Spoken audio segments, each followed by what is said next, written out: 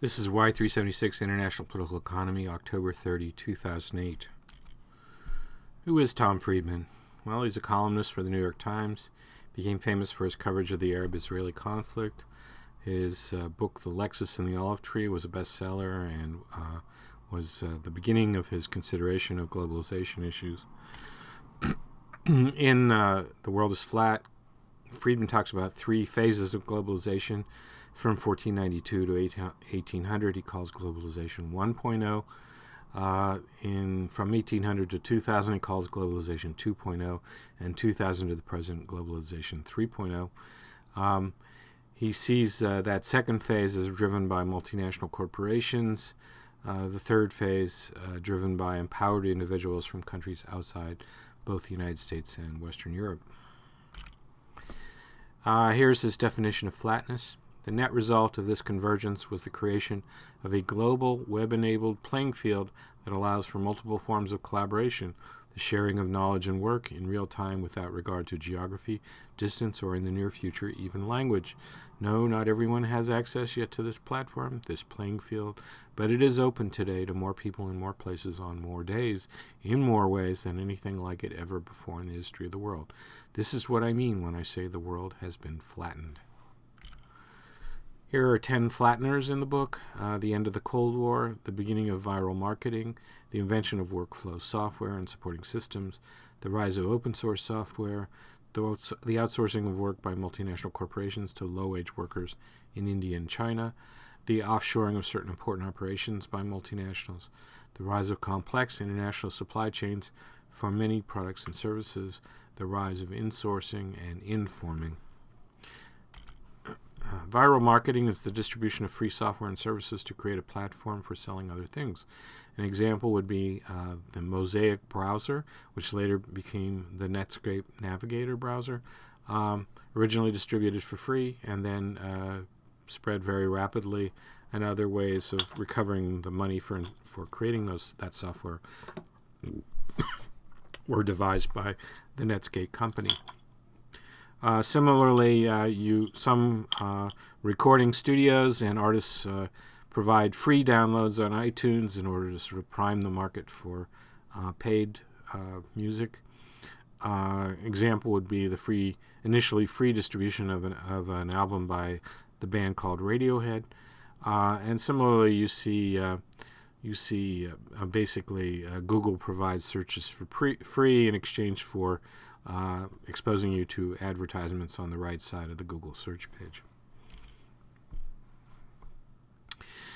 This is a chart that illustrates an application of workflow software to a medical office, and basically the idea is you analyze the paper flow and try to figure out how to rationalize it, how to make it more efficient. Here is some discussion about open source software. The free software, open source software movement has to do with whether it's a good idea to write software within an organization or across organizations.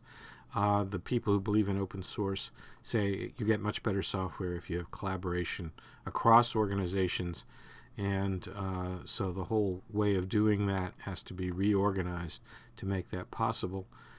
Two pioneers are Linus Torvalds, who is the creator of Linux, and that penguin is the symbol of Linux, and Richard Stallman, who's the leader of the free software movement, posing in his comical pose as Saint Ignatius.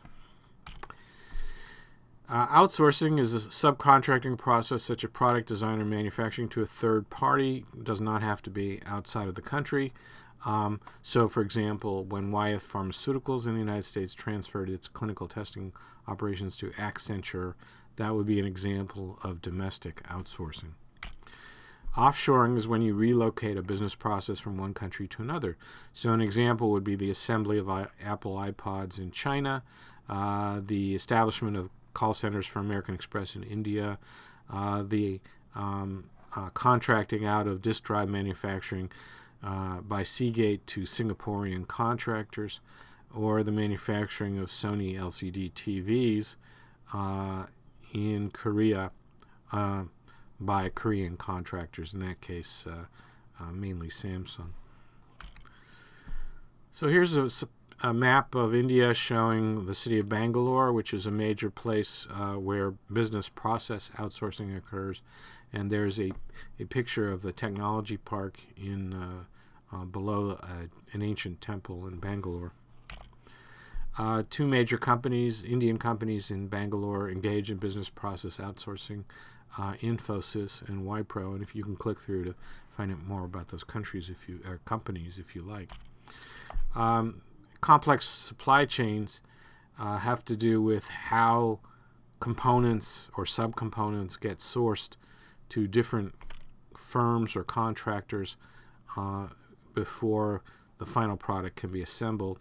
So in the picture here, we have the example of a candy bar, Cadbury Schweppes, fruit and nut bar, for which you have to find sources for chocolate, cocoa, almonds, and raisins, and before you can assemble the final bar for sale to consumers.